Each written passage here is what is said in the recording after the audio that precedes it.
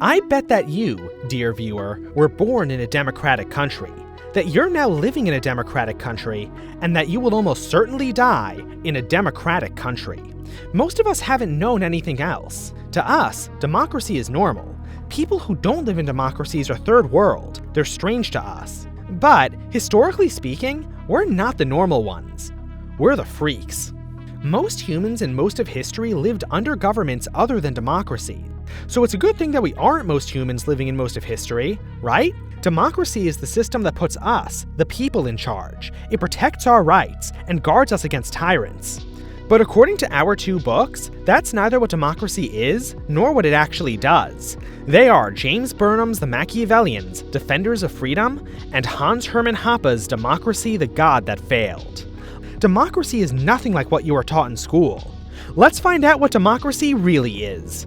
You can call me Ezekiel. This is the Machiavellians and Democracy, the God That Failed. Let's jump in!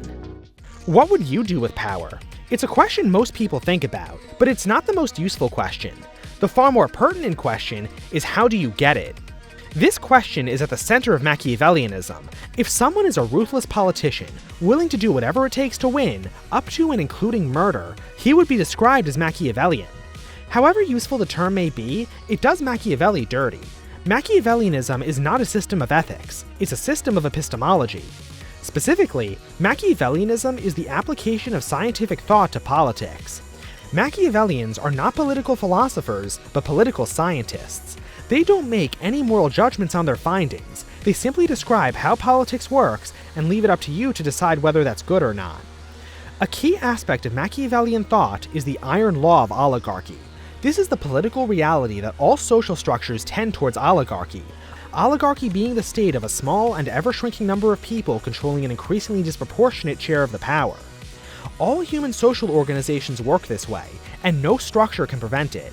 If enough supposedly anti-oligarchic measures are implemented to make oligarchy difficult, the oligarchy will instead form around the system, and use the system as a puppet to justify its own rule. It's important to remember that the face of power and the reality of power don't have to be the same. A constitution or royal lineage stating that a certain man is in charge does not actually mean the man is in charge. So how does this affect democracy? It would not be unreasonable to describe democracy as a system that's of the people, by the people, and for the people. A political philosopher may even tell you that this is a noble goal, but the Machiavellian knows something that the political philosopher doesn't. Government of, by, and for the people is impossible. Even in the most radically democratic societies like ancient Athens, a government must be staffed. Any group that staffs a government is, by definition, no longer of the people, but of the ruling class. The ruling class of your society may be weak rulers, they may be limited rulers, but they are rulers nonetheless. Although it's important to note that the staff of the government could very well just be puppets for the actual forces who rule the society. Remember, the reality of power and the face of power are rarely the same. This is core to the structure of all democracies throughout all of history, and it's impossible for it to be otherwise.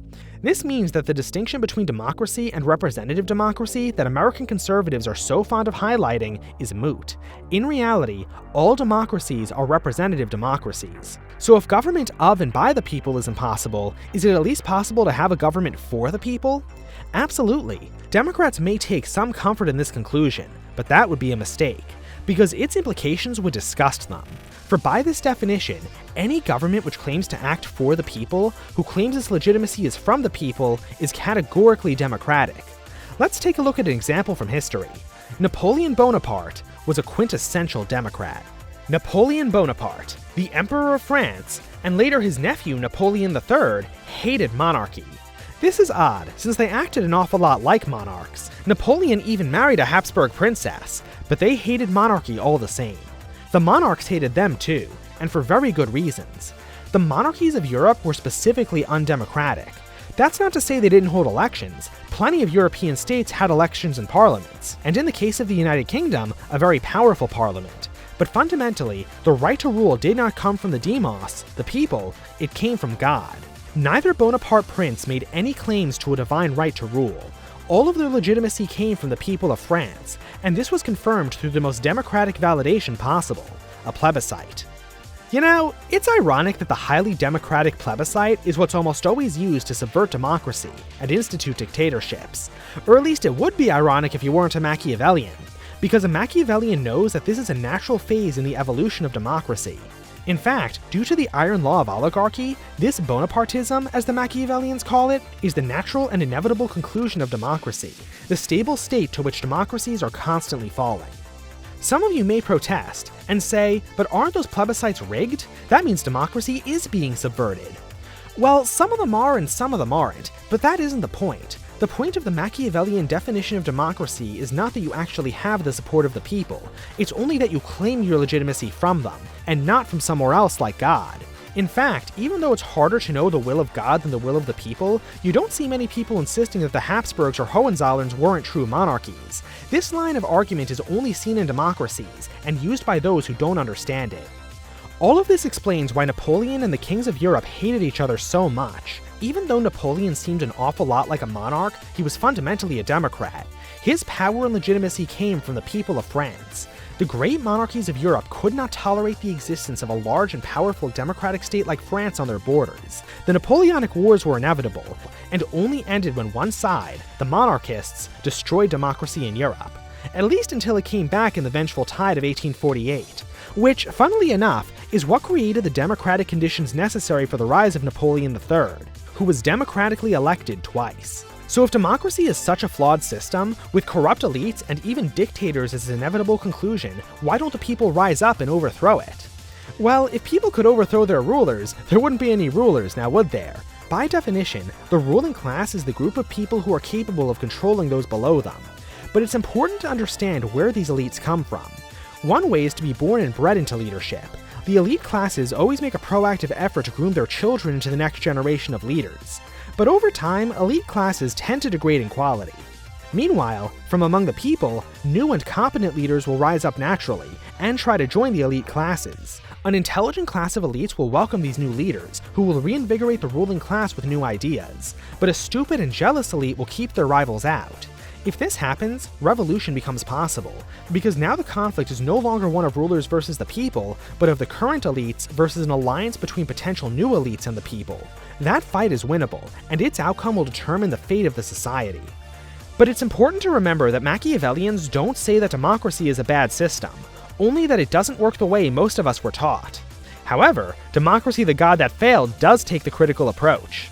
It argues that regardless of who they are or where they come from, all democratically elected leaders are incentivized to destroy their own countries.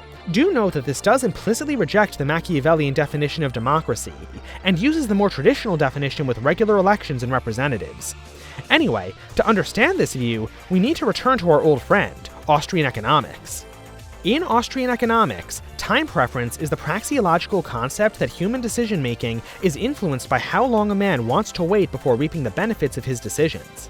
If you're stuck on a desert island in need of food, and your options are to either quickly construct an inefficient fishing net, or slowly build a highly efficient fishing trawler, you will choose to build a net.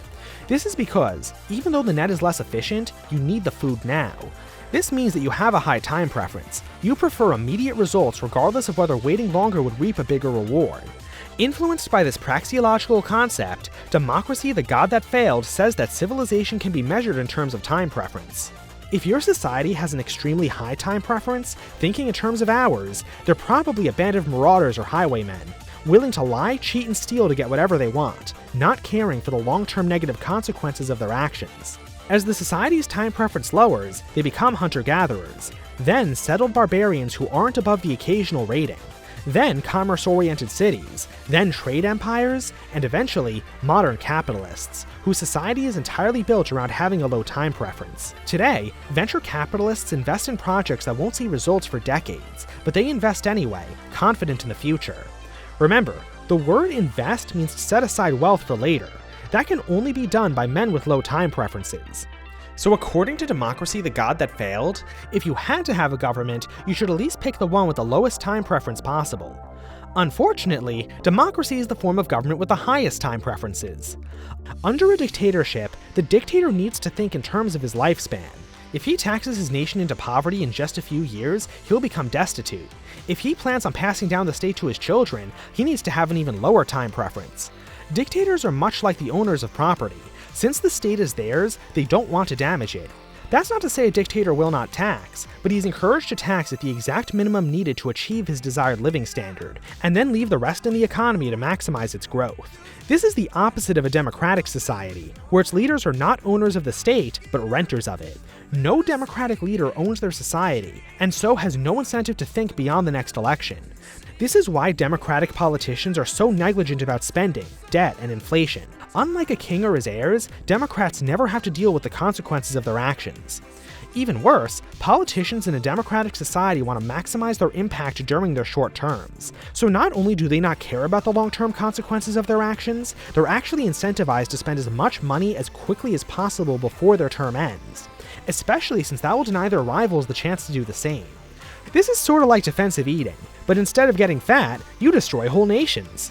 In this way, democratic societies create a rat race to the highest time preference. This doesn't just affect the society's leaders, but all members of the society who know that their futures are being printed, spent, and warred away. This is particularly obvious with inflation. Inflationary environments are not just bad for the economy, but for the souls of the people living under it. Inflation punishes long-term thinkers, and rewards short-term pleasure seekers. And that's the Machiavellians and Democracy the God That Failed.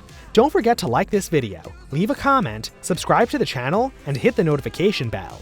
And if you'd like to help us make more videos like this one, support us through Patreon, Subscribestar, becoming a channel member, and PayPal, links to all of which can be found below. Up next, we're going to talk about dystopian literature, and why some of its authors are more equal than others. I'll see you then.